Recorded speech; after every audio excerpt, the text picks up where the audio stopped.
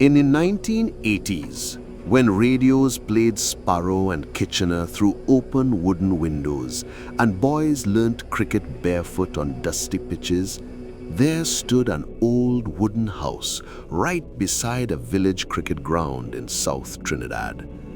It had wooden shutters that swung outward on rusted hinges and were kept open most days to let breeze pass through.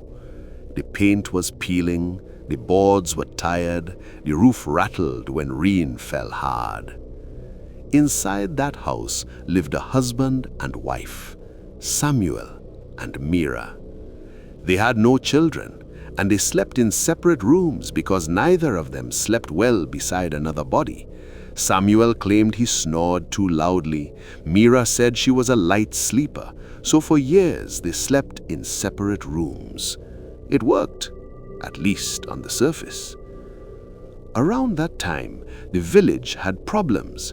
Cows were being found torn open, goats missing, pigs slaughtered in strange ways, chickens disappearing overnight. And under some houses, huge holes were being dug. In those days, houses stood on pillars with bare earth beneath. People would lipe the ground with white dirt mixed with water, rubbed clean with an old cloth to keep it neat. But something was digging underneath the house, deep holes that could bury a man. At the same time, children were falling sick, women waking weak and pale, doctors finding nothing wrong, just tired blood and strange bruises on their legs. No one understood. But inside the house by the cricket ground, two secrets were sleeping. On moonlit nights, Samuel did not sleep. He would lie still, waiting for the village to quiet. When the last dog stopped barking, he would rise, step outside barefoot, and let the moon touch his skin. His bones would crack, his spine would bend, hair would burst from his arms, his jaw stretching wide, his eyes glowing red. Samuel was a Lagahoo, a shapeshifter, half man, half beast.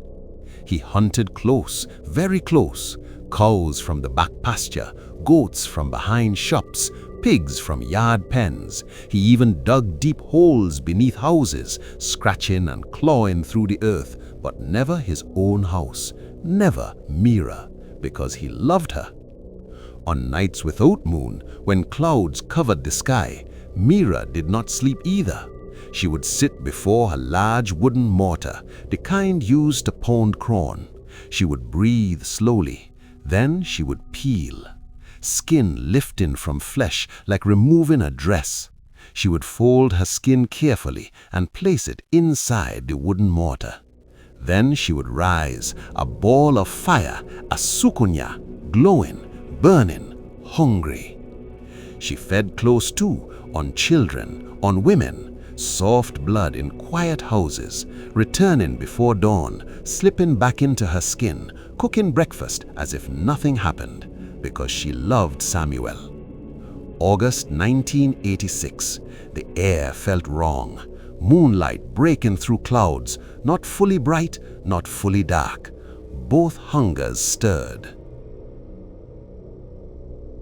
Samuel stepped outside, transforming beneath the broken moonlight. Meera peeled her skin and rose in flame, but this night they crossed paths. Meera, high above the cricket ground, saw something below, a massive beast with glowing eyes and claws. She did not recognize him. She thought it was moving toward her husband.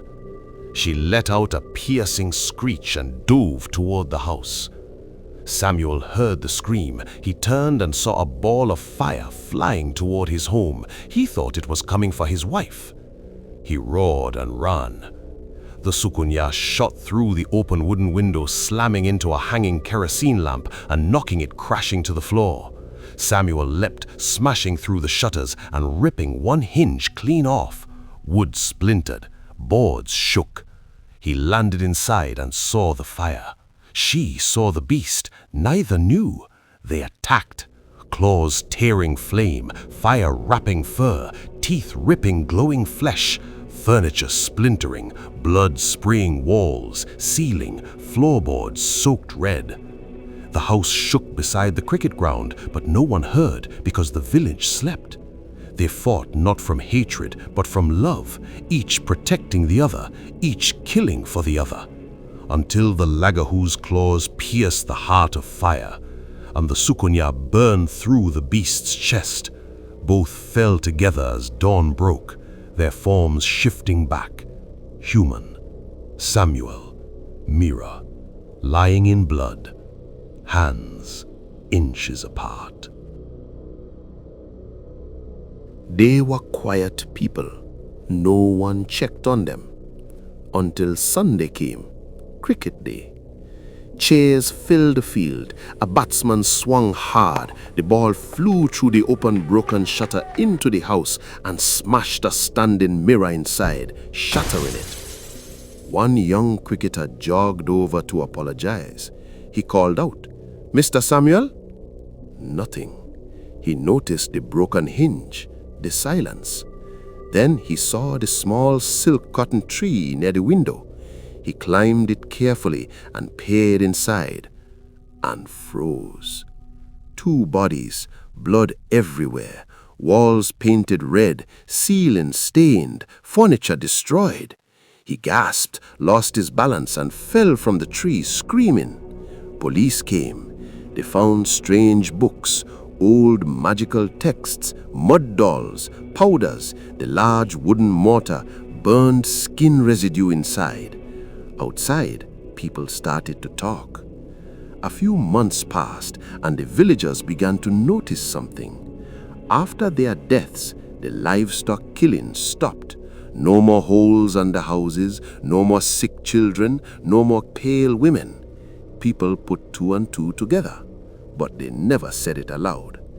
Stories were told of the Lagahoo and the Soucouyant living together. The house was boarded up and left to rot beside the cricket field. And sometimes, on nights when the moon fights through clouds, some say they hear something. Not a growl, not a screech, but two voices, regretful, still loving, still protecting, even in death.